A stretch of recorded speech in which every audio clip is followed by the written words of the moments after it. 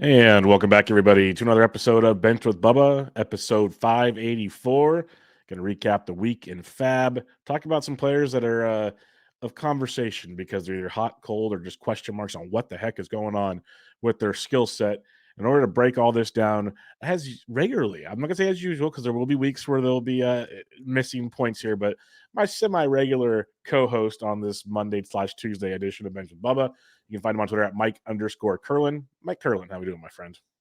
Listen, Bubba, you just keep bringing me on. I'll keep setting the bar low, and we'll be good to go.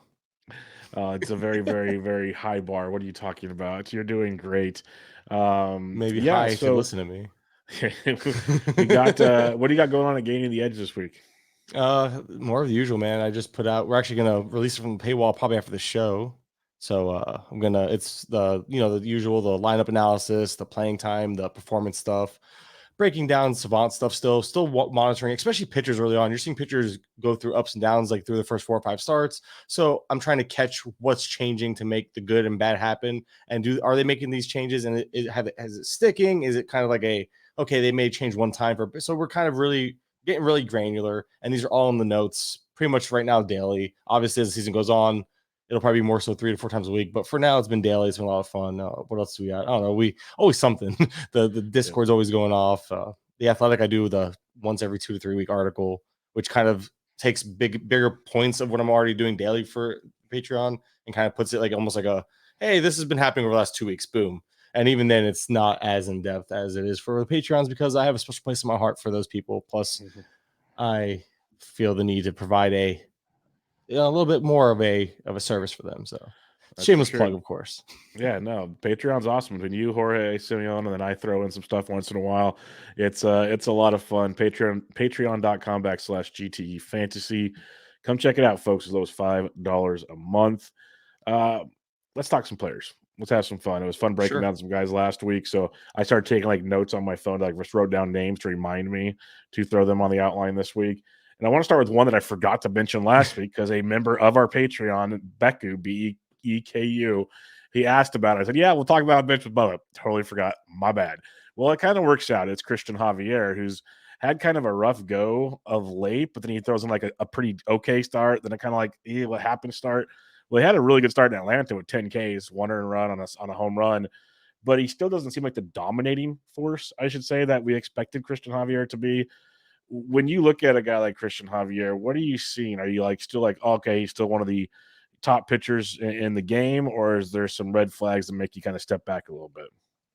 So it's weird. No, there's actually a lot of encouraging things when I look at his profile. And it was the fact, he's sitting there with a low 3 ERA, so that's rock solid. I know 2.54 last year, but I think he'll get there considering what we're seeing now. The walks are down, which is normally a good thing, but sort of the case. So and you notice he is giving up a little more contact than usual. Nothing crazy or substantial, but part of the issue is the contact is hard/loud. The second hardest hard hit rate of his career to this point, and the highest barrel rate. The first time it's ever been double digits in his career to this point for Christian Javier. But on the good side, like the side of that, like there's another part of this. I'm looking at this. I'm like, why is he not getting more strikeouts? He has a career high swing strike rate to this point, and by far like the highest chase rate of his career with a 38.1% O swing, which for those at home don't know, that's pretty much the chase rate, and it's about 6.5 points, a little more than 6.5 points higher than league average in a good way. But he's missing more bats while simultaneously allowing more contact. It's weird. It's almost like he's hitting the spots, and he just doesn't. I'm guessing. I'd have to go look at heat maps, and stuff like that. But all things considered, there's a lot to like under the hood there still. And I do expect more strikeouts to come if he's missing more bats. And we already saw him take a step in that direction, Javier, with the big strikeout game against Atlanta. So all things considered, I'm still wildly optimistic for the outcome here. Obviously, I do think having the expectation of a low to like a mid 2s, high 2s ERA guy was still lofty, but we're talking about a low 3 ERA right now for Javier, and what like you mentioned, what we call our struggling starter right now. So he's struggling compared to standards, I guess, of last season. But all things considered, this isn't like Shane Bieber type of red flags. This is like, okay, kind of a slow start. There's really encouraging things in the profile. Javier, I think, is a good guy. If you're in a trade league, if you could buy low, I would. I still expect him to be a top 10 to 15 starter most of the season, if not the rest of the way. It's just one of those things where pitching so hard to come by, and he's not exactly being bad in a landscape where there are landmines everywhere and injuries everywhere. So if someone's really down on them and you can, I'd be buying low. And again, I don't play in trade leads anymore, but if I did, I would definitely go out of my way to try to make an offer. Yeah, for sure. Like there's some weird, like we talked about, people are concerned with Christian Javier, which is kind of surprise to me. But I get it when you watch some of his starts, even the ones where the bottom line, he didn't give a lot of runs or anything. They're still like he battled. It wasn't the dominating Christian Javier we wanted. But in the end, he's getting it done, like you said. I think the fact he's getting the O swing and the swinging strike is big. He's getting fewer called strikes by a couple percentage this year, so maybe that's affecting the K rate a little bit. But it's a mass. It's like an 8% drop in strikeout rate. That's a big where'd those go? But we'll see. I think one thing we've noticed, or at least I've noticed, and I could be just totally just forecasting imaginations into my head. As the season's gone on, like it was really, really bad early. There's still some bad ones each week. I'm not gonna say there's not, but it's almost like pitchers might be getting more comfortable with the clock or little things like that. We're going to see guys start to, still have bad starts here and there, but maybe overall start sinking it in. We'll see. A lot of speculations, of course. This one I had to bring up here because I want to see if you're seeing what I'm seeing or if I'm just being naive in this situation. But Joey Gallo, I wrote him up in both the waiver wire columns this past weekend. I wrote him up in a couple other articles this week because I just kept looking at Joey Gallo's numbers, and it was mind-boggling to me seeing just how productive he's been this year. And I know he missed some time on the IL, so it's a smaller sample size. But you have a guy in Joey Gallo who has played in 12 games so far, 40 plate appearances, 5 home runs, 235 batting average, which people might laugh at, but that's good for Joey Gallo. Like 3 straight years below 200. We'll take 235. That's actually like the second best in his career if the season ended right now. 15% walk rate is doing that, but the 32.5% strikeout rate has dropped a bit, which I think is very, very promising. And it's just the type of contact he's making, which really, really got me intrigued in Joey Gallo. Like much fewer ground balls, a lot more fly balls. That means the home run to fly balls going up. He's doing so many things that kind of reminisce the old Joey Gallo. Could he go on a slump in 2 seconds? 100%. I am not going to say that. But are you seeing anything that you don't have to agree with me, but do you see a different Joey Gallo this year? It might be more fantasy relevant than years past, or is it just like a big cloud of fakeness? It's just tough because you mentioned with Gallo, it's a constant up and down roller coaster of emotions and production with Gallo. And there are things like, oh, you look at the 188 BABIP, but last year was 219. I know there's no shift, but you alluded to it. The absolute fly ball, like we're talking a 76% fly ball rate and an 81% pull rate. I understand the shift is gone, but Gallo's out here doing the extreme of the extremes right now. And so that BABIP is almost deserved. So that's why I like to make sure we talk about a little bit, understand approach, because approach will affect certain things like BABIP, like a player under overperforming certain stats, especially expected stats. That's where you get into where you really have to dive in and get into the nitty gritty of these things, because you're looking at, you can go look at expected stats and all that, and then you have to figure out why are they under or overproducing. Some players just do it naturally. So I digress a little bit there. But anyway, you mentioned that. I just thought it was super extreme. I'm like, all right, cool. And then there is one thing that's really encouraging. You mentioned the strikeout rates being a little down, and the walk rates are actually up a little bit, and he's never had an issue with walking. But the thing about Gallo that I did notice when I looked into his profile a little more was the fact that, he's back to not chasing a whole lot. Last year, we saw Gallo chase a lot. This year, it's back down to 22%, which is roughly where he's usually at. Meanwhile, at least 3 out of the last 4 years. However, he's actually swinging a career high amount. Yep. So what you're getting here is he's very patient while picking his spots almost perfectly. Look at the zone swing percentage. His zone swing, I was 84.4%. And so it's either he must be seeing the ball extremely well right now. And with that, you're seeing improvements in the contact rates. And so there are encouraging signs there. There's still going to be swing and miss in his game. Obviously, 15.2% swinging strike rate, but it's the best it's been since 2020.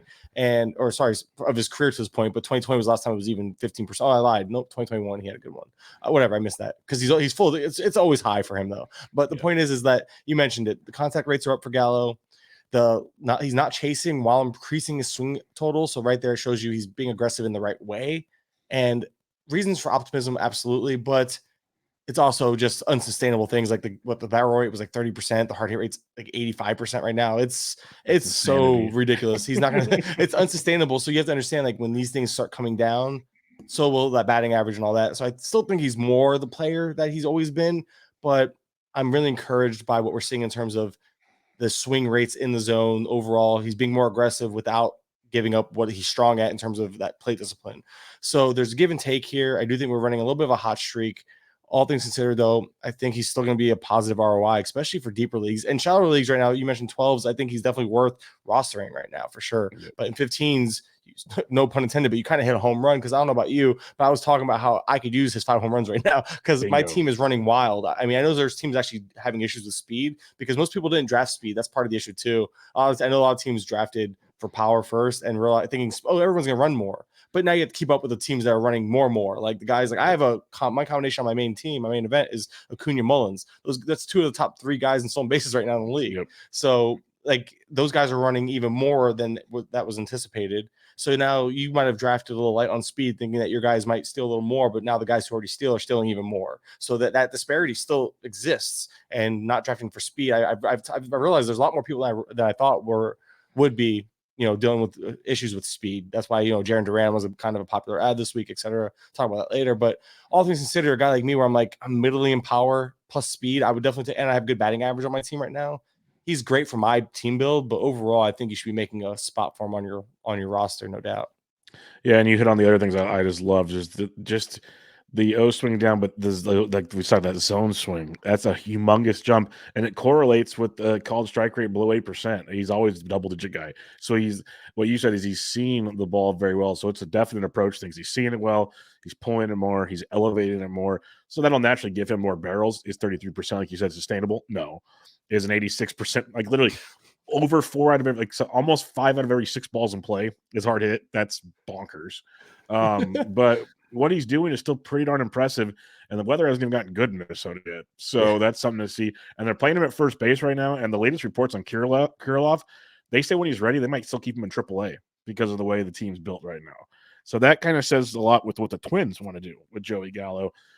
Again, this could all end quickly. Like, we're not foolish in this, but it's a streaming guy that you run with now. Maybe he catches fire for a month, 2 weeks, 4 months. You don't know.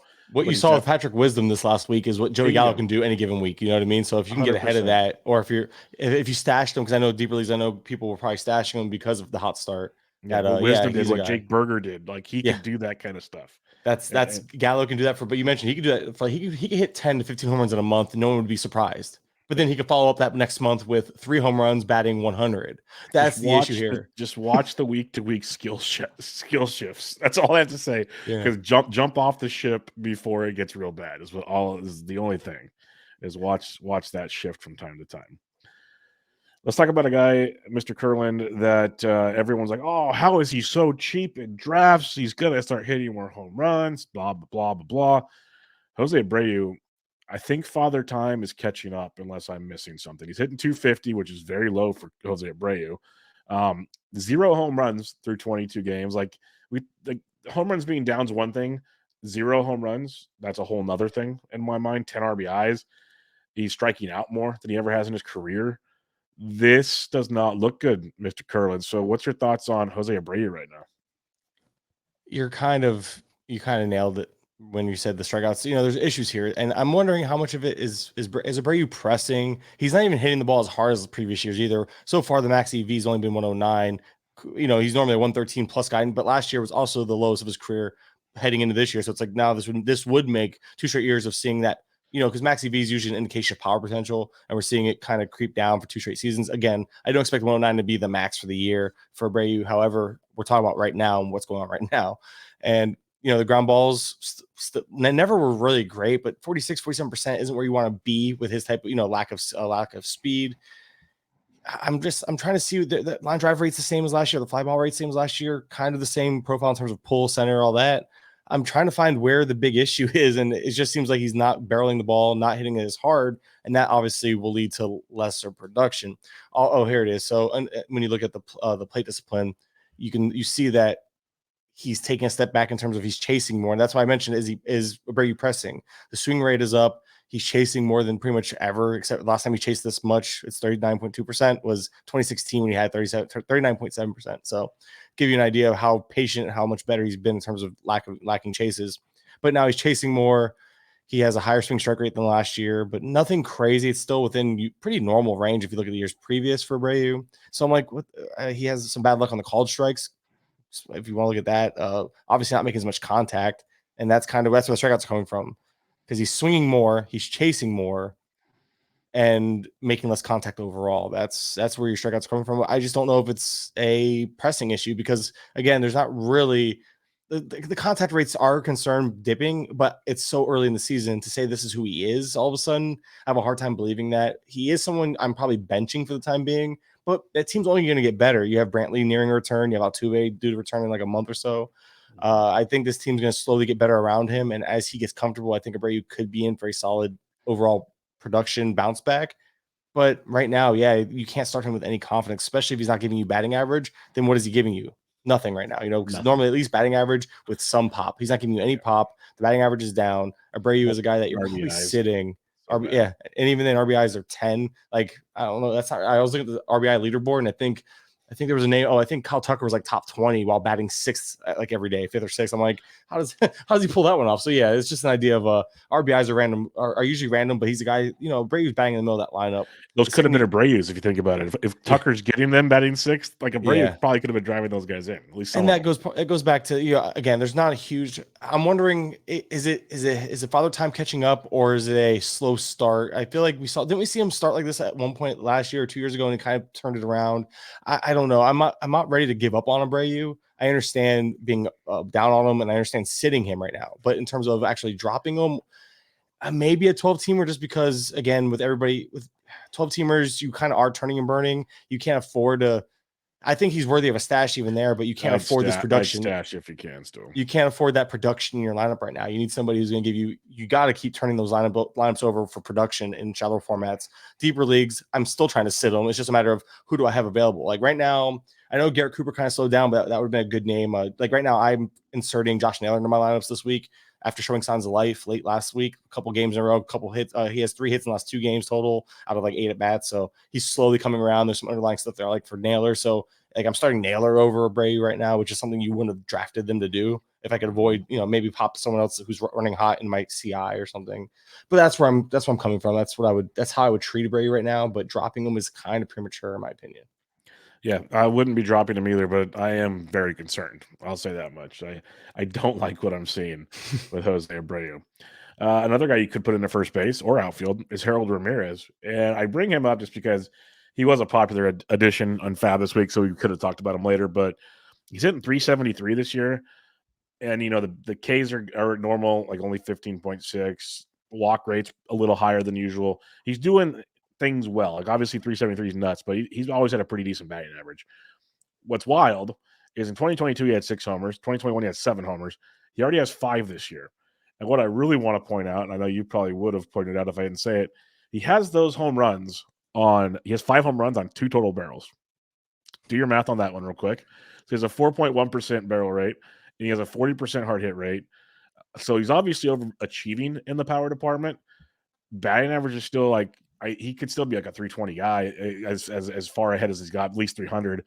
So what's your thoughts on Harold Ramirez? Because the power is ridiculous. It's one of those like ride it while you can. They have great matchups this week. But don't expect he might set a career high with like 14 homers, or I know he's only got 2 barrels. Is this a new Tampa Bay thing?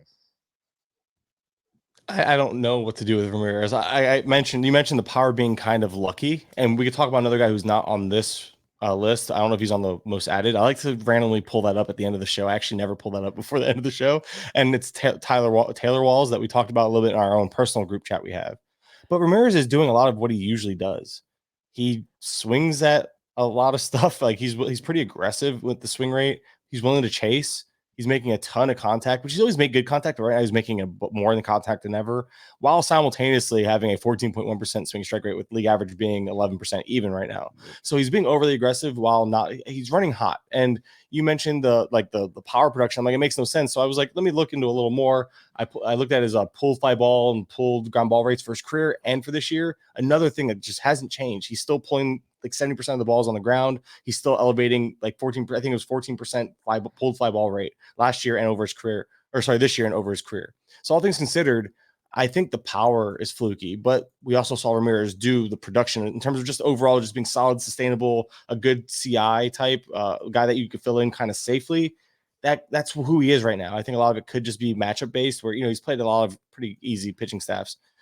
The White Sox, Kopech's giving up home runs to anybody, including the Bat Boy. You have Cincinnati there, Toronto. If it depends on who they faced. I don't know if they faced Gossman, or I think they faced the back end with like Bassett types. Boston, Oakland, Nationals. You see the point here? The point is he's part of this team that's taking advantage of a really bad or good schedule for themselves. Not saying that what we're seeing for guys like Yandy and stuff, I believe that way more, but the fact that we're both looking and can't find an actual reason to believe that sustain the growth. I should say he'll sustain this growth in power. Harold Ramirez is still just a guy, and I think he's going to be more valuable for you in deeper formats. But right now, you ride him out where he's at because he is playing every day pretty much right now. The Rays like to play guys when they are running hot. They won't sit them and platoon them. Like, I believe he started out platooning this year again, and then they kind of like realize, oh, he's running hot, so they're going to get him in every day. So Ramirez is a guy that, as long as he's playing, you're starting him. They have 7 righties. He's normally better against lefties. So at the end of the day, I do think he's going to play most of this week. But it's still one of those things where if it falls off, he's not a must start. But he is a guy that, while running hot, you get him in there. He even has a triple this year. What the hell? Sorry, yeah, no, I'm telling you, his profile, his profile is insane. Like, looking at it, that's why I dug into him this week for the waiver wire stuff. And I'm like, I started texting you guys, I'm like, what is going on here with Harold Ramirez? He's a good player. He's a good real life hitter. He's a good, especially real life. He's a contact hitter that's freaking good hitter. Yeah.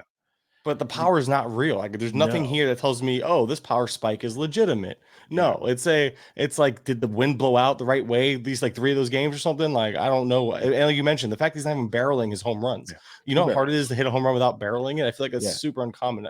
I bet you if we look up like the rates of that, there'd be like the leader would probably be super low in terms of like how many home runs per non-barrels. Yeah, when one of Toby's favorite stats was barrels or home runs per barrel or whatever it is. It is like 58%, give or take, on the year, sometimes higher, sometimes lower. He's got the reverse. Like, he's just insane achievements. He has he has 2 barrels, 5 home runs. He's like 250%. Yeah, that's my point. Like, he's like so overachieving his game. Like, it's the joke of like the 4'6" guy walking down the street with a supermodel. Like, you're out kicking your coverage. That's what Harold Ramirez's power is right now. But enjoy it, ride it out. Yeah. Again, at the end of the day, Harold Ramirez will give you good batting average. He won't hurt your team. He will give you good batting average, probably decent RBIs because he tends to hit towards the middle of the lineup. So he's useful, but don't expect the power to stick as long as these underlying metrics are there. 100%. You see the caveat, because that way I can't be wrong. Exactly. As long as these things. Yeah, you've done this before. Eduardo Rodriguez. Now, this is fun because the one year I kind of backed off a bit on my guy because I didn't see a lot of things that were enticing to me. I should have been like, you know what, we give everybody grain of salts on things off the field, and he had a lot of things going on off the field last year, some we don't even know about. He was just gone. Erod has looked pretty good this year, especially as the games have improved. His last 3 starts, he's gone at least 6 innings, 1 total earned run. Last week, he had a 2-step against Cleveland and at Baltimore, 15 shutout innings. 16 Ks, and the most important factor, 0 walks on the entire week. He has 5 walks on the season, 25 strikeouts in 31 innings. That gives you a nice 17.4% K to rock. It's still below average, but for Erod and the whip game he lives in, that's pretty impressive stuff. He was available in one of my 12s this week. I don't think I got him though. But yeah, I'm liking what I'm seeing. I just don't know how sustainable it is. I know Lance Brostowski mentioned he's throwing his cutter more effectively, and if you look at like his rolling graphs on Savant, most every other game it's either a sinker or his cutter is his second primary pitch. What are you seeing if you look under the hood with Eduardo Rodriguez? So Erod, I'm still not buying it. I did notice that last week, if you look over the last 7 days, very small sample, so it's pretty noisy. But the 2 of the bottom 6 teams in the league in terms of scoring runs are Cleveland and Baltimore. So I'm wondering, did he just catch the offenses at the right time, type of thing? Is he part of, or is he part of why they weren't scoring? It's hard to say, but when these guys are facing Detroit and the fact that they're both bottom 6 in scoring, and I say 6 because obviously Cleveland just missed being in the bottom 5, but it's when they're both in the bottom 6 of scoring for the week and they faced Detroit, that tells me that they're just running cold. And at least on the surface, there's obviously more to it, whatever. But So Erod, I think partly is just right place, right time, catching those guys. And then, of course, in Baltimore is a good pitcher's park, but he still produced. And when I looked under the hood a little bit, I noticed the last 2 starts, I mentioned the better than maybe expected matchups there. But the velocity is up overall on the year on a couple pitches, if memory serves. He's getting more extension. And for those who don't know what extension is, basically 6.5 is about average. So anything above that or below that, like if you're below that, your pitchers look slower. If you're above that, your pitches look faster. So getting more extension on pitches is a good thing. However, it puts him closer to league average. So maybe now that fastball isn't looking it's looking a little faster, or at least what it's supposed to look like compared to before. If it was a little lower than 6.5, then you would look at the fact that it would be hitters could see it easier. That's the best way to simplest way to break it down. But however, he has a 30th percentile whiff rate. So the strikeouts from last start seem fluky. A 220 BABIP for Erod also suggests that there's going to be some, regression there.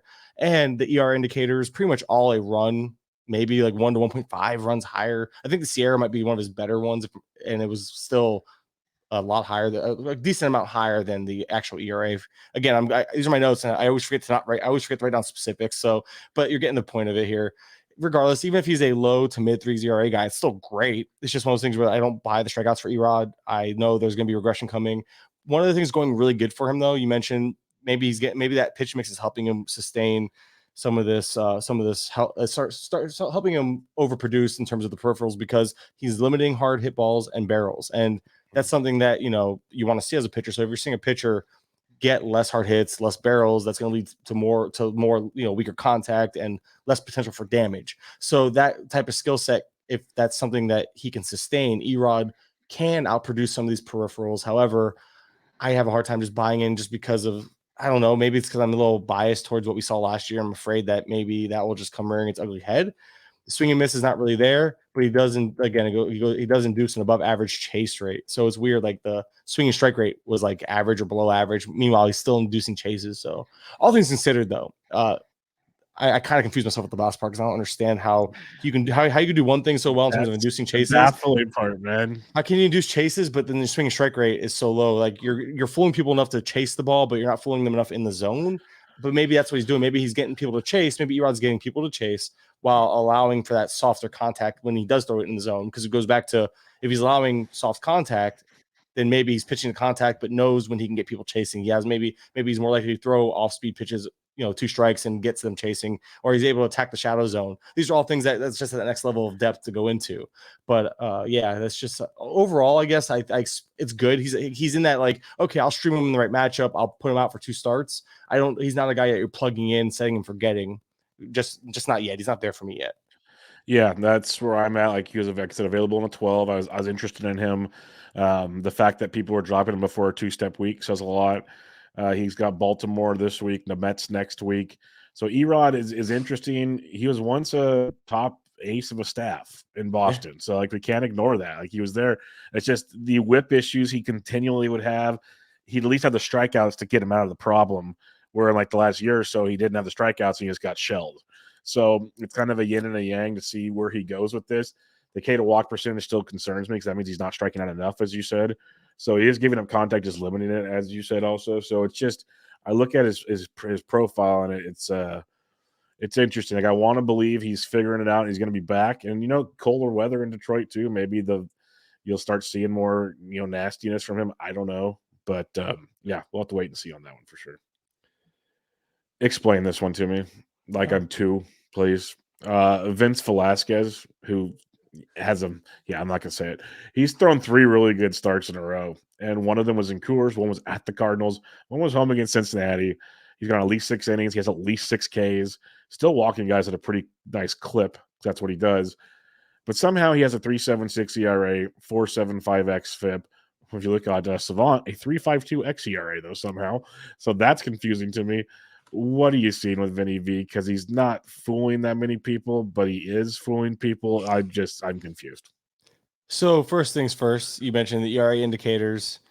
See, you said Savant showed that. I'm looking at an xERA on Fangraphs that shows 4.52. So I don't know. I legit have Savant page open, and it's 3.76 ERA, 3.52 xERA. I'm looking at the Fangraphs page that shows xERA as 4.52. I think there's an issue with the coding, because I've noticed this with a few pitchers that Fangraphs will have different metrics than Savant has for a few things. And the fact that, like, for instance, you'll see like sometimes the velocity, not that I prefer to use Savant for velocity and for pitch mix stuff, but like Fangraphs will show like the fastball being different velocities than what Savant shows. And I'm like, why is that information different? I don't understand. But regardless, even ignoring xERA, if we just look at FIP and xFIP, I wonder if Savant's going to look the same. But, you know, either way, it's showing he's probably about a run better than he's been. Otherwise, maybe a little less. 4.58 Sierra, 4.75 xFIP. But regardless, he's producing. And Vince Velasquez, you know, he's limiting home runs, one of the lowest home run to fly ball rates of his career right now. Will that change? I don't know. It's a good ballpark. It's easy to kind of suppress home runs in that ballpark.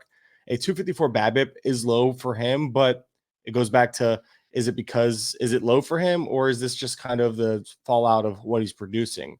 I still think it's hard to suddenly bank on him being a good BABIP pitcher after all the years of not being one, but we'll see. And some of the main takeaways I've noticed when I looked into Velasquez was he is throwing the changeup more while pretty much completely dropping the curveball usage. So he made that switch in his pitch mix.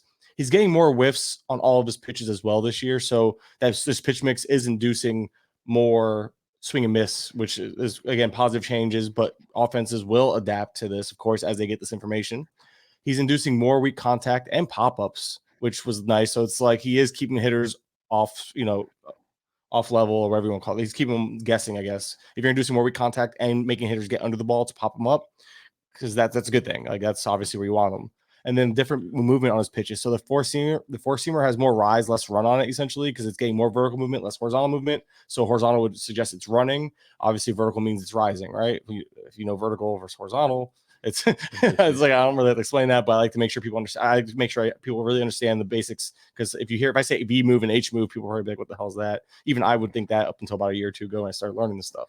And then the slider. The slider has a completely different movement profile as well, having 3.5 inches more of vertical movement while also getting more horizontal movement. So it sounds like it's just getting overall more movement as a whole, which again goes back to different pitch profiles. Getting different movements could cause different ways for pitchers to see these balls tunneling differently and causing the whiffs to go up, which explains why maybe Velasquez has found success early on. However, it is hard to bank on this guy after all these years of such subpar performance. He's still walking more than you want, you know, double-digit walk rate, 10.6%. All things considered, he's kind of, well, if nothing else, he's entered that streamer category. Vince Velasquez, he's overperforming, but at least there's some reasons why, at least early on. I think, like, if you have him in DCs, he's definitely someone you can start in a pinch, 2-start weeks. 15 teamers, he's entering that, again, that 2-start week streamer type / maybe if he's facing Detroit, you'll plug him in. Even though, you know, these days with let's not pick Detroit. Let's pick an L team. I don't know if he's going over to the Giants or something. Sorry, but that's fair. Or the Marlins. Here, we'll pick the Marlins are terrible too. But yeah, you get my point. Like, he's a guy that one start you can get away with starting him maybe, but he's more of that 2-step guy. And just I found some, you know, you find these things interesting, but pitchers tinker all year long. It's just what's happening right now is causing success, or his reasons for success. I'm just wondering how long can Velasquez get by on this before teams pick up on it and start crushing him again. That's all. I'm like, I don't. That's the $1 million question. That's why he is strictly a streamer for me, and I refuse to touch him in a 12-teamer. Yeah, I'm still not buying it. Like, if he's the reason I lose a league, well, kudos to you. I will lose every league because of Vince Velasquez not being on my team. I'm not buying this. I'm waiting for the regression monster to come in a big way. I'm waiting for Kurland to tweet out his little monster num num num, because it's going to happen. Funny. It's going to be amazing. And it'll be when you least expect it to. Like you said, it'll be the Giants, or it'll be some team. We're like, oh, it's the greatest matchup ever. And then boom goes the dynamite. So just be ready for it. It's going to happen. A couple more guys that you mentioned here. We bashed Alek Manoah last week. Got him pretty good. And rightfully so. He was bad. Looked bad. A lot of bad things. Well, he went into the Bronx this weekend, like most people go into the Bronx and do, and took care of business. Because outside of, you know, the occasional Aaron Judge home run, every once in a while they run into something. Their offense is not great. There's a lot of strikeouts, lots of concerns with the New York Yankees. So he went 7 innings, no earned, 1 walk, 5 Ks. Like, for me, if I knew Manoah's going 7, I want at least a K per 9. So that still concerns me with him. he's just not the dominating guy that people wanted. He's an innings eater or he has to have the innings to get the numbers. That was always my gripe in draft season with Manoah. And one start's not changing that for me. But what did you see in this start with Alek Manoah that maybe gives you some optimism, if any at all? So Manoah, we talked about this a little bit off air, just because the Yankees not being the Yankees of old, people think they see the Yankees, they think, well, here comes all the home runs, and they're just not those guys anymore. They have their games, but half the time the guys that hit home runs are on the IL, like Stanton. But you have the velo ticked up, which was great, about half a tick on both fastballs, the fastball and the sinker. And I believe there's a little bit more movement on them as well. So maybe throwing them harder, getting better spin rates, thus equaling more movement on them. The slider had a 50% whiff rate in the start. So again, good production here, got good results for Manoah. However, I still looked at that the plot, and I'm like, he still just hits so much in the zone. At least according to this pitch plot I was looking at, just looking at the actual like little dots, those little pictures they give us, and I don't know, like I feel like he got away with a lot. Just looking, I could probably share it for those watching, but it's hard to explain. But if you go look at his pitch plot from that game, you'll see he lived in the zone. The sinker was middle a lot. There was a lot of sliders over the middle as well. I just don't know why. Like here, I'm gonna show it to you. I know this doesn't make for great podcasting, but if you're cool with it, I will share it. If I could, yeah. Apparently I can't find it. For those just listening on the podcast, Kurland tweeted this out earlier on Monday, also, so you can check that out. Yeah, so you can see like he just look all this, like if you're watching, you can see all the sinkers right here in the middle, the sliders sitting here in the zone a lot. Four seamers, he did do well. I like where he put the four seamers pretty much around the top of the sides of the zone. So that's great. Like he didn't miss his spots. There's some sinkers up there too. Like he was hitting some better spots for sure. But I feel like he got away with a lot of right here. A lot of the sinkers and sliders kind of hanging right in the middle of the zone and no real damage. So I want to see if that sustains. That's good enough there. And now you just look at my Twitter page, but it was one of those things that caught my attention. I was like, that is like, okay. Like, did he get lucky? Was it just one of those things where he was hitting his spots so well that when he did mess up, he got away with it? Because you could see Manoah did live around that, the edges pretty well, all things considered. But I still don't like how I feel like maybe like if one of those sliders he hangs in, someone, one hang 'em bang 'em type of deal, we're talking, it's a whole different outlook at this, at this point. But still encouraging though. The walks weren't an issue last start. The CSW was above 30, which that's kind of it's what we look for. So Manoah took a step forward, no doubt about it. And this is someone who's not, I'm obviously anti-Manoah. I've been pretty open about that. But I did see reasons to be encouraged. Just I need to see more, I guess what I'm getting at the end of the day. Because at the end of the day, I don't see that slider and sinkers in the middle him getting away with all those mistakes that often. And he has some nice matchups coming up. He has Seattle this week. Next week he has at Boston. So, offenses that can be good, but also very susceptible to a good pitcher taking care of business. So, I think it'll be a good test to see how he does in those outings, to see if we can really believe in this kind of bounce back situation. I want to talk bounce back situation, and I am believing in this for now, is Cody Bellinger hitting 300 with 5 home runs, 4 stolen bases. Would I love to see a 14% strikeout rate? Like, that is amazing for Cody Bellinger, especially the way he's been in recent years. The barrel rate and the hard hit rate, not as desirable as I would hope for a guy putting up those kind of numbers. But all in all, more fly balls, less ground balls. The approach appears to be a bit different. What are you seeing with Cody Bellinger that, like, I'm liking what I'm seeing? Do I think he's this guy? Probably not. Do I think he's as bad as he's been? No. I think he's somewhere in the middle. That's where I'm at, which makes for a pretty good fantasy player in the long run, especially in the power and speed department. So I like what we're getting with Cody Bellinger, especially not wearing Dodgers uniforms. So how are you assessing this early start from Cody Bellinger? So Bellinger is making some intriguing changes to not only his attack, but it looks like, he's hitting less ground balls than ever while managing to not have that big looping swing on every pitch. Like if you notice, he's not getting, and a lot of it is the success in the top of the zone for Bellinger. And we'll get to that in a moment. But looking at his profile, the BABIP is only 302, which doesn't sound like it's that high, but it's the highest it's been since his MVP year in 2019. Like that's like he hasn't had a BABIP around there since 2019, and the shift was a huge issue for him. So we know that the shift is gone. He's hitting for better batting average. The BABIP might be a more sustainable number. The strikeouts, I think he's going to regress a little bit there, but you're seeing that he's not. He's striking out 14.1% of the time. Even at his best, he was still a 16% strikeout guy. But the fly balls are still there. He's hitting the ball, not like you mentioned, not as hard. The barrel rate is in line with last year, except I don't know if the power is going to be what it once was.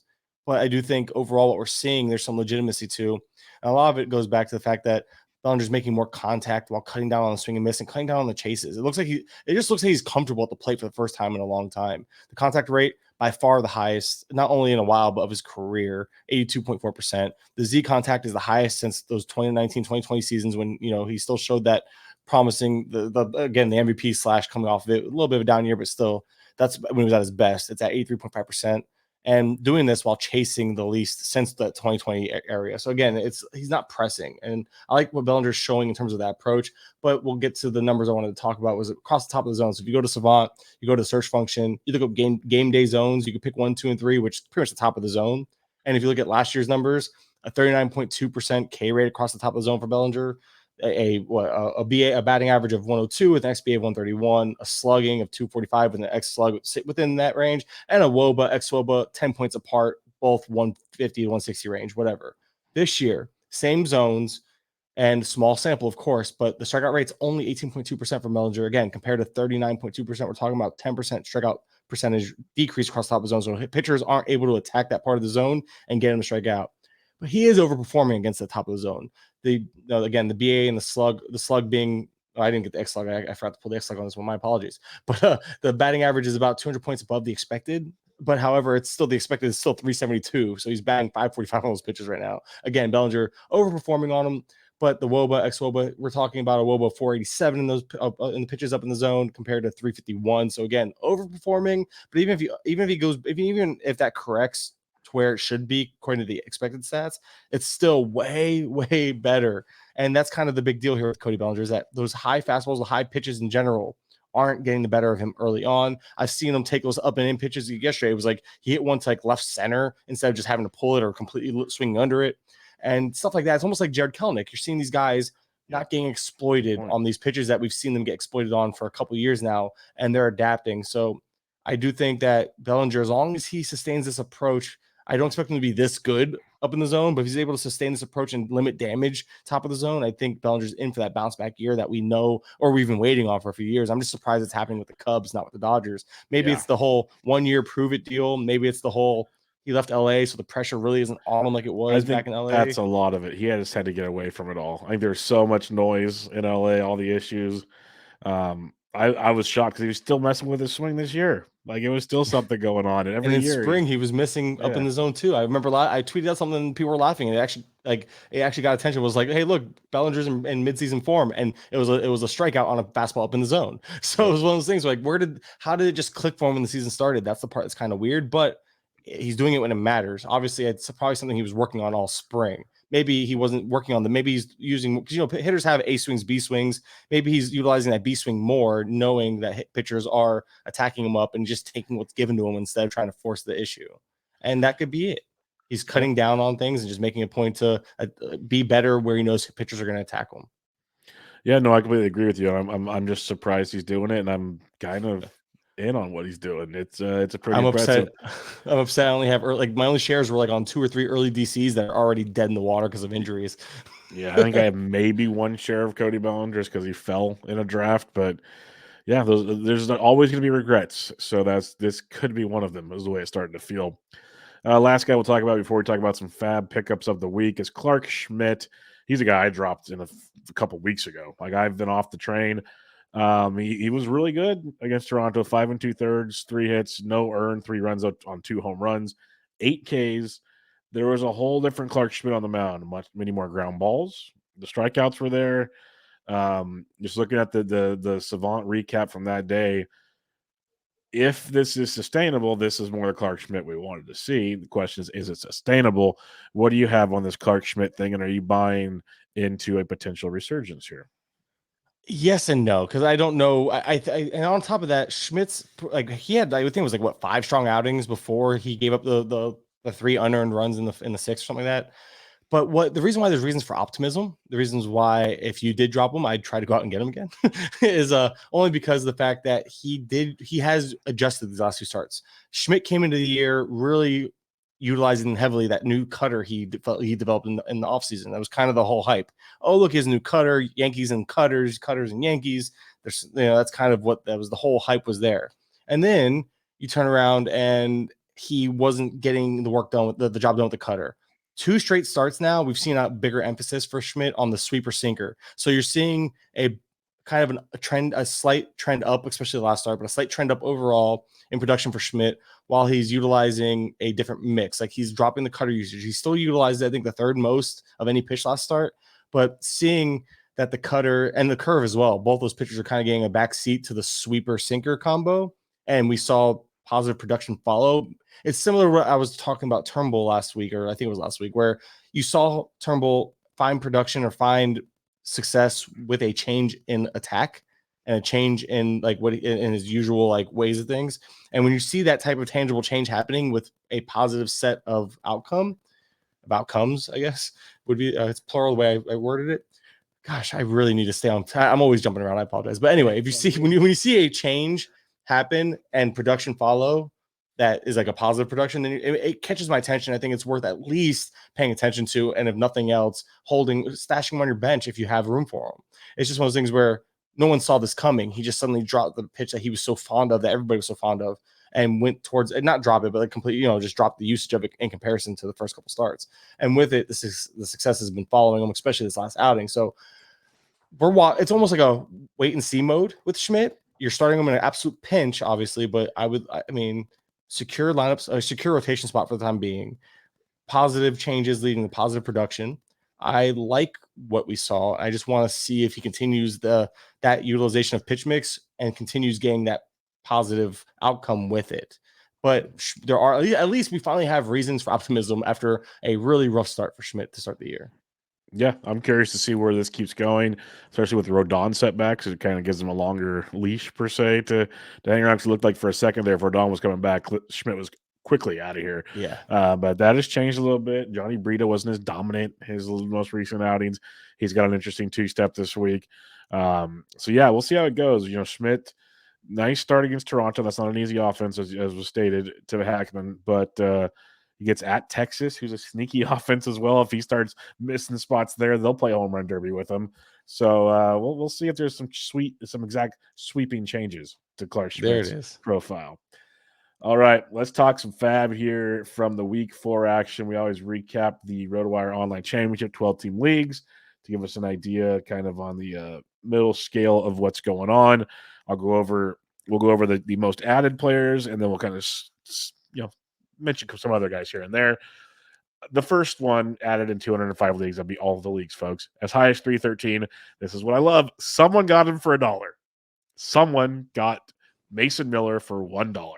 And that is absolutely impressive to see. I can actually scroll and find out. I just in wins 2023 got him, dropped Hayden Wesneski $1, backup of $0.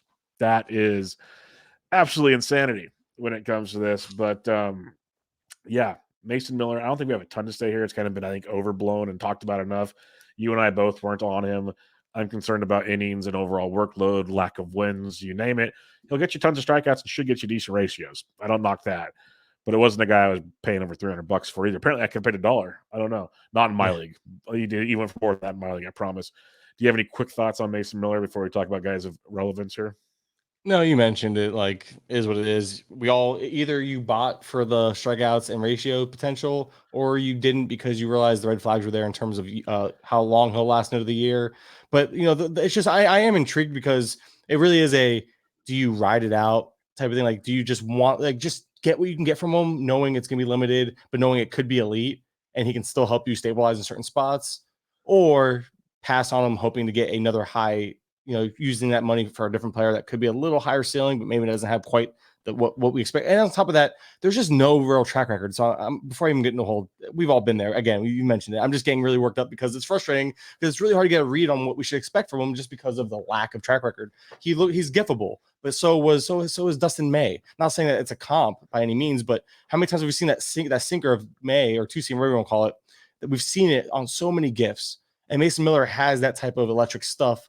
But how do we know it's going to translate fully without any other than that very small track record in the minors? So that's where it's like I'm torn on it. I get it. I was with you. I couldn't get in on it. I wasn't supposed to harp on it this long, but I can't help it because I feel like I'm going to be look wrong here, even though I don't know. We'll see. It just is what it is. Like, right? Like, I don't know. Anyway, you can move on. Don't mind me. Yeah, we'll have to kind of keep a close eye on that one. Let's put it that way.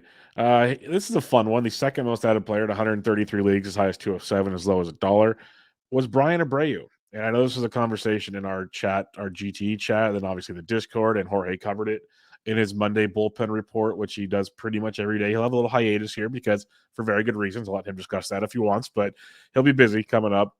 But Jose Abreu picked up the save Saturday and Sunday. And Presley had pitched in 3 or 4 games, so Saturday made sense. Okay, day off.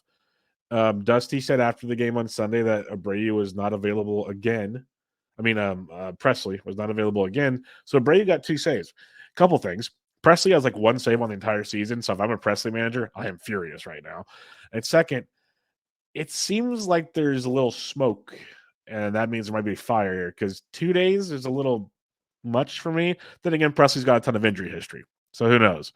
But what's your thoughts on this? Because Abreu got added in a lot of places. I think he's a good spec. Wouldn't have paid over $100 for him, but he's definitely a good spec.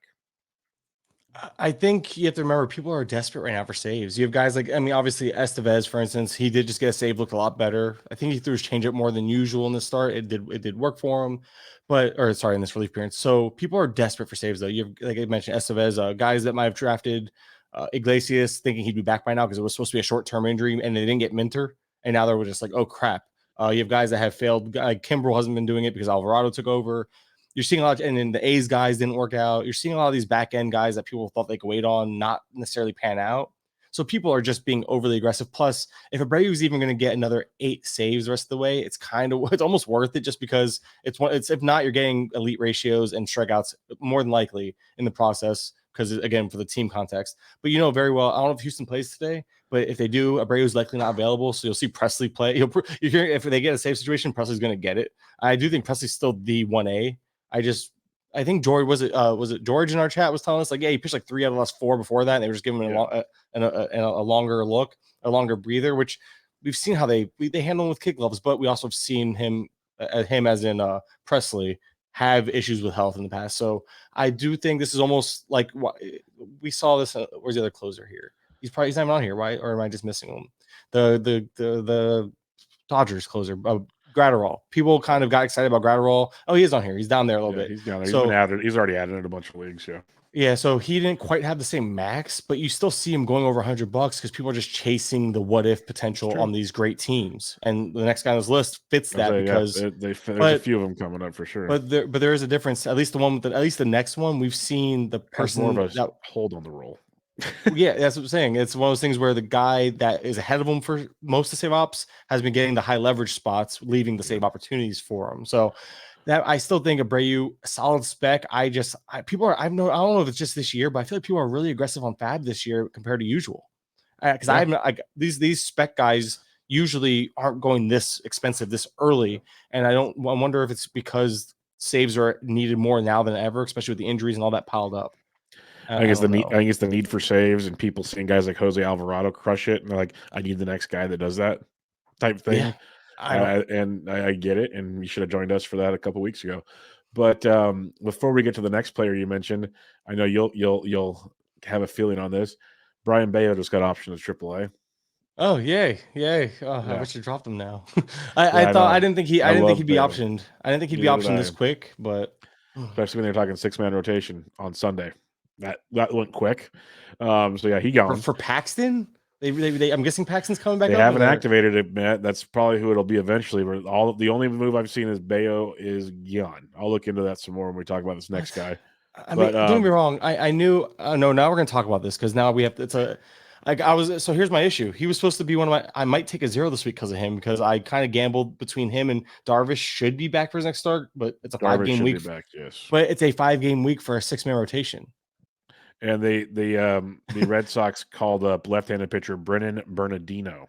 So probably a reliever, I'm guessing? A reliever, yes, reliever. So that means they can bring Paxton up when he's ready later in the week, potentially. Yes.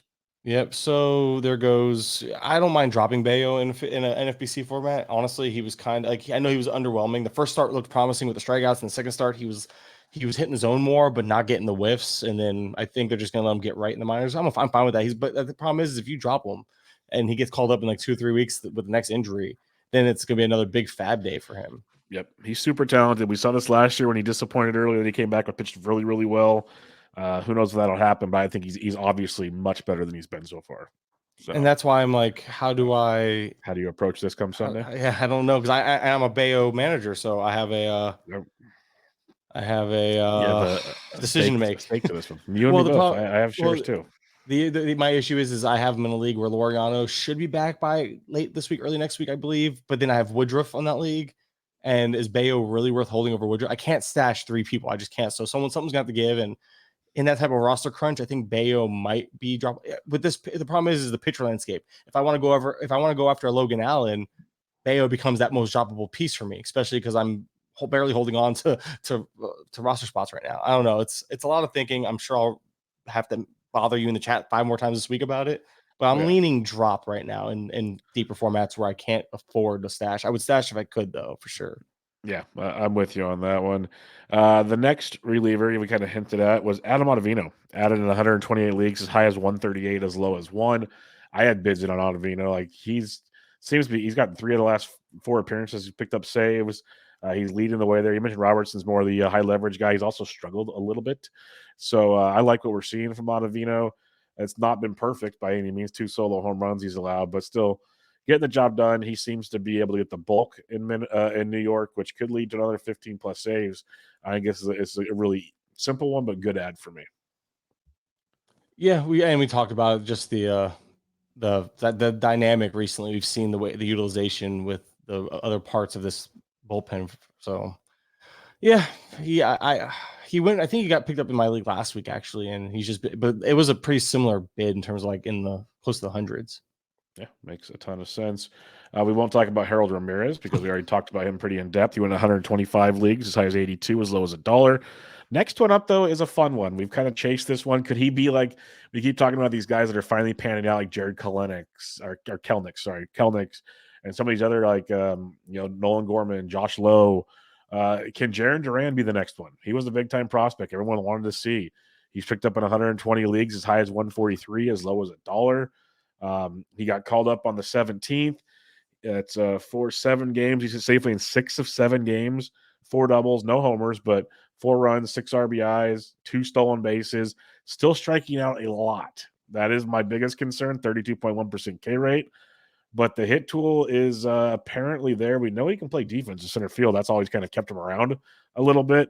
But are you buying into it this time? A small sample, but we know the talent has always been there. He just hasn't been able to do it in the big league level yet. So you mentioned it.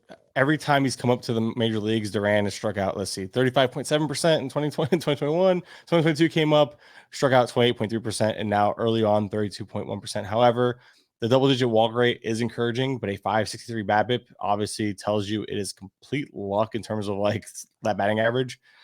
He's not hitting the ground ball rate is nice. It's nice to see him only 31.3% ground balls. However, all his hits are going to center field. He actually launched a deep double off the deepest part of Boston's field the other day. I was watching the game for him, but I like seeing that he's elevating the ball more, and I'm going to look more in terms of like, is there swing? So actually, here's the thing about that strikeout rate. I think it's a passivity thing, which is good. This encourages me. I didn't look at them before this because I forgot, but we're looking at it now. And the O swing is only 23.9%, league average being 31.4%. So way above average in the O swing, which AKA he's not chasing, which is great. You want to see that. He's not chasing. He's cutting down overall on the swing rate. He's barely swinging. And the called strike rate is 20%. That seems relatively high considering you won't see 20% called strike rates on a lot of players. But it also can speak to the fact that Duran's just not being very aggressive. Swinging strike rate is also a career best to this point, 9.3%. Again, you mentioned like a 7-game sample. However, the Z contact is up to 89.3% so far. That's, that 90% range is where like that's elite. So he's pushing that elite Z contact range, which is contact you make in the zone for those listening, and 89.3%. So what I'm seeing here is that it's not a swing and miss issue, which is what makes it so much more encouraging that I'm okay with Duran having it's almost like what we saw with Kelenic. We saw Kelenic early in the year. It was like a 35% strikeout rate. But then when you went and looked into the strikeout rate, it was obviously a passivity thing. It wasn't a swing and miss thing. So I feel like as long as we're not getting that swing and miss, the strikeouts aren't as telling compared to what they normally would be had we be getting like a chase rate that was absurd. Like Oscar Colas, if you go look at Colas's profile, which is a random name, I just happened to look into him before the show started. Colas is the opposite. The strikeout rate's 23%. However, he has like a 45% chase rate and a 15% swinging strike rate. So he's like the complete opposite in terms of approach while getting less strikeouts. So I think the strikeouts and again, goes back to Duran, the strikeouts being more of a passivity thing, not a lack of seeing the ball well thing, which is what I like, all things considered. Again, strikeout, you want some strikeout less, but at the end of the day, if the strikeouts are because of a good eye versus a bad approach, I'm willing to give it a little bit. I'm a little more patient there. I'll be more patient there with them. You know what I mean? But all things considered for Duran, I do like what I'm seeing, and I do believe in the toolsy skill set. He is someone you should have if you need speed, absolutely. But the power, power is not a strength. He's not a zero. It's just not a strength of his. So just know what you're getting into. He's still hitting at the bottom of the lineup as well. So the counting stats will be lackluster, but a guy, no doubt, that I'm very intrigued by early on. And I think we can finally see him take that step. There's no reason why he shouldn't get the run. Duvall's out for a long time. Yep. This isn't a team. This is not a team that should be blocking him. I think he's still going to platoon. I think the one game he sat, I believe, was against the lefty. So that's part of it. They need to find out what this kid really has. Like, I know they've given him chances, but just give him the rest of the run and see where it goes. Yeah, but I like seeing that the strikeout rate on the surface. People want to see that strikeout rate and be like deterred. This is why you always need to look more. There's always you need to look more and get that context behind it and see if it's deserved or something. Like a 20% called strike rate, I don't think we're going to see a lot of players with that. You know what I mean? That seems like but that could just speak to pitchers realize he's not swinging and they're just attacking the zone early. Maybe is part of it too. I don't know. There's always a layer deeper to go. Just not something you could do on a podcast for the most part. Yeah, unless you come prepared, which I do not, because I am a slacker. No, that's just where you go to the Patreon for GT Fantasy, and eventually you'll get a Savant recap or something from Mr. Kurland, and you'll get all the goodies right there. A couple more we'll discuss here. Matt Strahm was picked up in 118 leagues, as high as 173, as low as $3. So that was a bit surprising. Strahm's been pretty good over his last couple starts. He got up to 530 innings, 11 Ks against the Rockies. He's got 6 or more Ks in 3 straight starts, which I like to see. More importantly to me, what I'm looking at, he got up to 82 pitches against the Rockies, so he's almost fully stretched out for Matt Strahm standards. There's a lot of questions I could have with Strahm. It's like, how many innings is he going to get this year? Because of, he's getting stretched out for the first time. How sustainable is a lot of this? He's got some interesting matchups coming up. That's why I wasn't super, I liked him, but he's got versus Seattle, then at the Dodgers. There's some what ifs with Matt Strahm, but there's a lot to like too. So if you look at Matt Strahm, he went for a pretty penny, of course. Was there any interest from you on that one? Yeah, I just think that there was more interest. We've been talking about Strahm for a couple weeks now. At least the group chat has, because we noticed in the first start, like, wait, what? And we knew that he wasn't stretched out. And then he had a really interesting 2-step. And I think he was added. At least I know I think you added him in a couple 12s even back then. I added him in a couple 12s. Yep. And I know in 15s he was kind of scooped up because you have no time to wait and see in 15s. That part pisses me off a little bit, but I digress. It's one of those things where Strahm's very interesting. And it's one of those things where don't overthink it. Just start him. Just start him right now. He's on fire. A lot of the stuff is all the underlying metrics too kind of suggest that like the 3 ERA is kind of who he is right now. He's earning his production, so to speak. The strikeouts, although he's not getting a lot of chases, the swing and strike rate is where he's getting all of his swing and miss from. It's like 15%. And so it's like his overall contact rate was like below, I think it was like 66%. So Strahm's a guy that's like not allowing a ton of contact, although not getting a lot of chases, he's getting a lot of swings and misses in the zone, and that'll work. I think we don't overthink this one because it could be short-lived, and who cares? Ride it, man. It's almost like Gallo, just ride it, because obviously Strahm's never shown this as a starter, or at least hasn't in years. I think there was a period where he was supposed to start, or he did start, and it was like he never kind of hit on that potential. And now suddenly at 31 years old, he's hitting on it. It's weird. He's finally getting it. Better late than never, I guess. Just ride it out, man. Just ride it. At the end of the day, ride it out. Pitch. You need pitching, and he's performing. Just go with it. Yep, I'm with you there.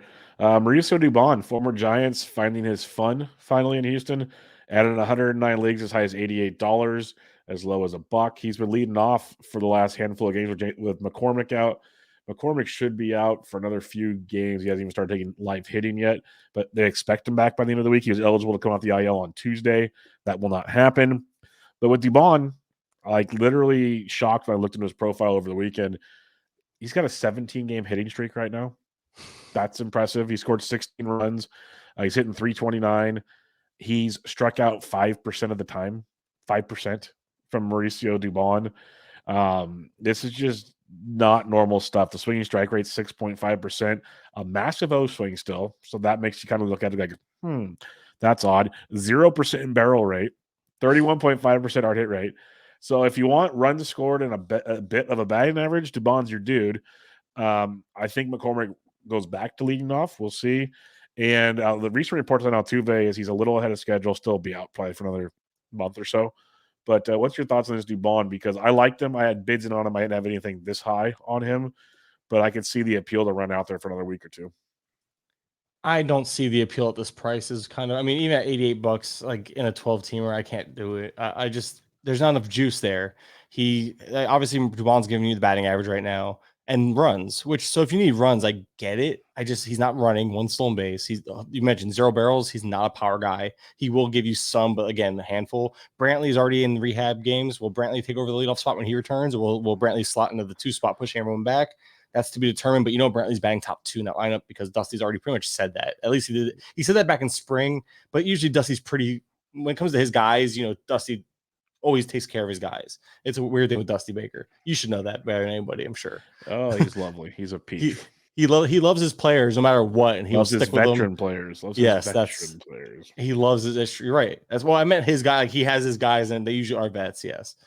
But yeah, so I think at the end of the day, I guess I kind of get it, but for the most part, I don't agree with the price. And I'm not trying to price shame anybody, but I think it's short lived for a very, very a skill set that can just fall off. There's that floor that just, if he suddenly doesn't hit for average, what is he giving you? Runs, maybe? Like, I don't know. You're 2 categories. No, I'm good, man. Yeah, if you want batting average and runs, run with it. Otherwise, not much. Last guy I want to bring up here before I have another little twist on this deal. Jack Sawinski added in 102 leagues as high as $88, as low as $1. We kind of hit on him earlier. A nice power source. You can stream him while he has his moments. Big week last week. He had 4 home runs. 3 of them were in Coors, so that obviously helps the stat line. Still a very solid week, hitting 255 on the season. StatCast metrics are 25% barrel, 56% hard hit. We know who he is. He's actually, to me, overachieving a bit compared to last season, hitting 255 to go with all this fun. How sustainable? I don't know. But he was definitely a guy I was targeting where I could get him for. Again, I don't break banks when I put bids in, so I was trying to get him where I could at an affordable price.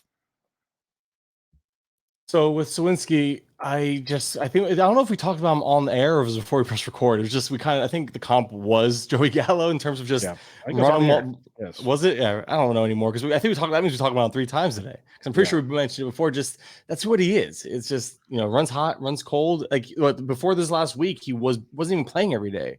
So that gives you an idea. Like the Pirates are kind of letting hot bats stay in the lineup. The Pirates have done this with Connor Joe, Sawinski as well. Ji-hwan Bae initially.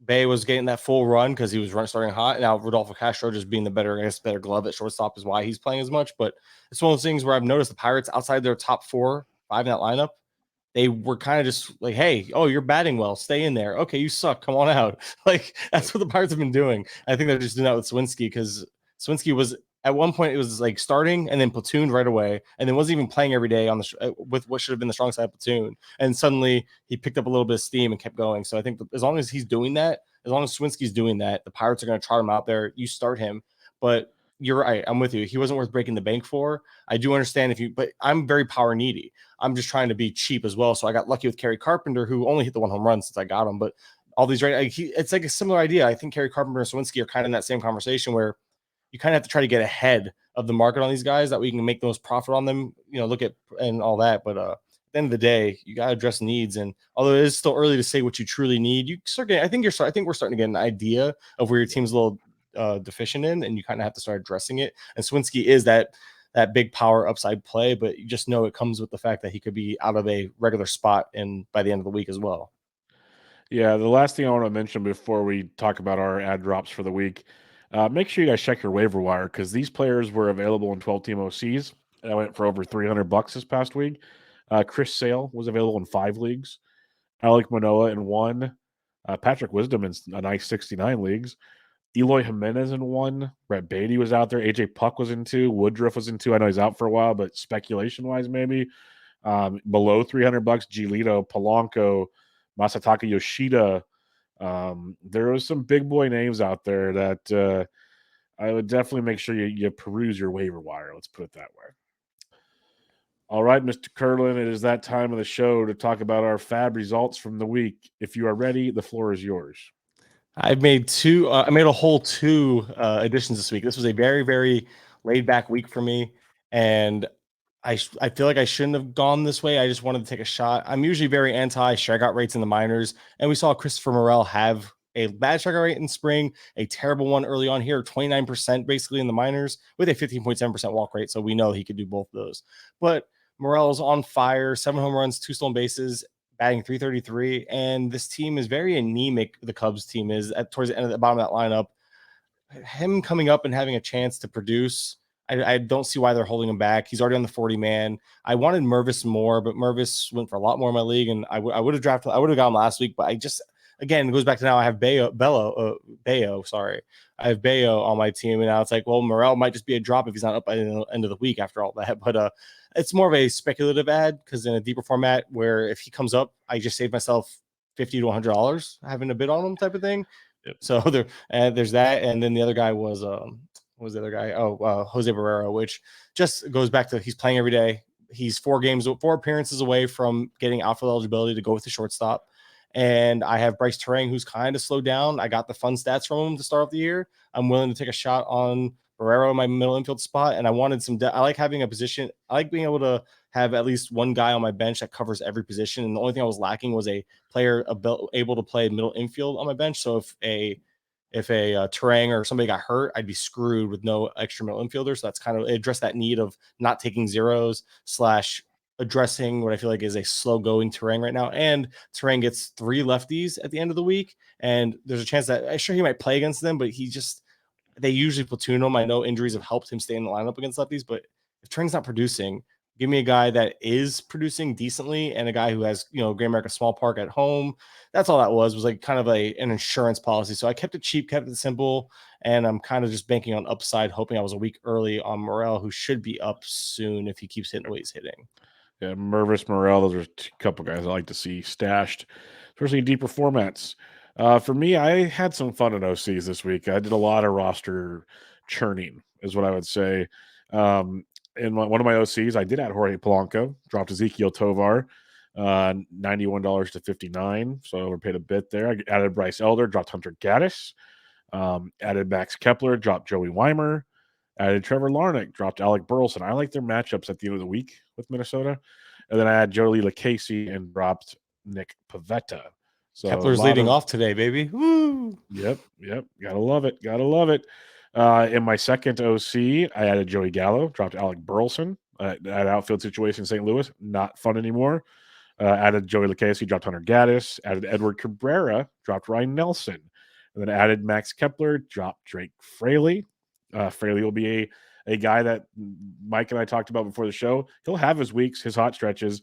He's also just in a 12-team league. Like, that's who you also compared Sawinski to. Like, he could be a Sawinski kind of guy, or you just kind of like churn and burn these outfield positions in a 12, and Fraley has turned into that guy. Like TJ Friedel, who I have on almost every team I had Fraley in, is playing better than Jake Fraley.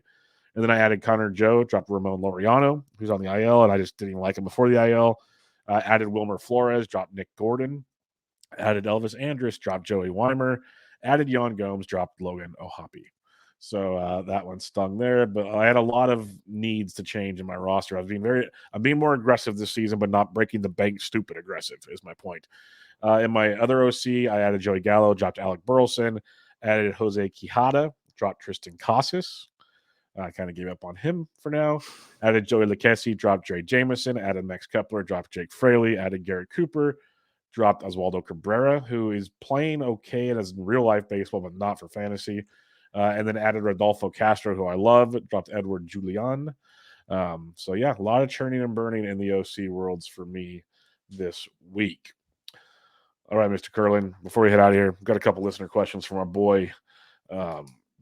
Who was it that sent them to us? I have him right here. Just give me 2 seconds.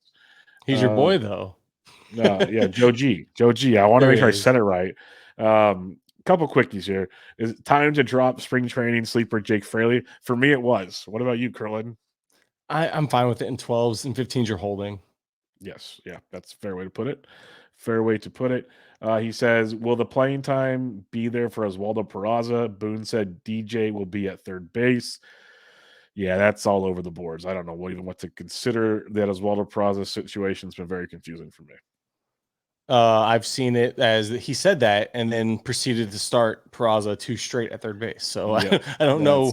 Yeah. That's the part that I think Peraza's up. I think Peraza's going to play between second base and third base most of the time. And again, Torres could just not be healthy either, because Torres, I saw the splits before and after that little hip issue that kind of brought him out of the game early once, like last week or so. And you see the production kind of slipping after a very, very fast start for Torres. So a way to keep Torres healthy is let him DH. And I think that's going to help keep Torres, LeMahieu. I think Peraza is just going to fit into that rotation, kind of like Cabrera kind of plays third base sometimes, plays the outfield, and keeps everyone healthy. Everyone's moving in and out of the lineup, and I think Peraza is going to play like 5 out of 7, maybe. Maybe he overtakes Volpe someday. I don't know, man. Volpe, they love that kid. They're leading him off. And he's not even playing that well, man. He steals some bags. Other than that, he ain't doing crap. So I'm curious on that one. The other question that Joe G has is Costas a drop in non-keeper mixed roto? He was for me. What about you, Kurland? Same idea. Shallower formats. Even in deeper formats, I'm looking to at least bench him. Like it's a tough drop. It's a tough drop, but who you drop, it depends who's there, who you dropping him for, in a deeper format anyway. But in a shallower format, yeah, he's one of those guys that was already kind of fringe in that weird, like fringe 12-team corner infield spot. Kind of a guy you picked up for upside, but he's not doing it. So why force him onto your roster? I don't think he's a difference maker in power as it is. So if he's not hitting for batting average or anything else, kind of should just move on. Yep, I'm with you on that one. And on that note, my friend, that'll wrap up another episode. Any final thoughts as we head into another fun week of action? Plug away what you want to plug, whatever you got. I just want power production, please. That's all I ask for. I don't need followers anymore. I don't need anybody check out my work. Just somebody hit a home run for my team. That's all. That's how I'm gonna end it today. Yeah, we'll see. Hopefully it comes. I think it will. We're gonna start heating up around baseball. So expect some of the fun to begin. Hopefully pitchers stay healthy and all that good stuff. But hope you guys enjoyed the show. We'll be back again next week with another FAAB episode. I got another Bench with Bubba coming up on Thursday for you with a special guest. We'll have a fun week ahead, but more importantly, go check out patreon.com/GTE Fantasy to see myself and Kurland's work, plus the work that's better than both of ours from Michael Simeone and Jorge Montanez. Whoa. I know. I'm kidding. No. I'm kidding. Hey, by the way, when you go look at our group chat, Simeone's got stuff for you, so have some fun with that. You think I've been texting? I've been dealing with Twitter blowing up this whole damn episode. Okay, good. So yeah, Simeone's got you going really good. But yeah, come check us out over there. It's a blast. It's a good time. Lots of good content. Lots of good people. So have fun with that. But more importantly, hope you guys have a great week. This was Bench with Bubba, episode 584. Catch you guys next time.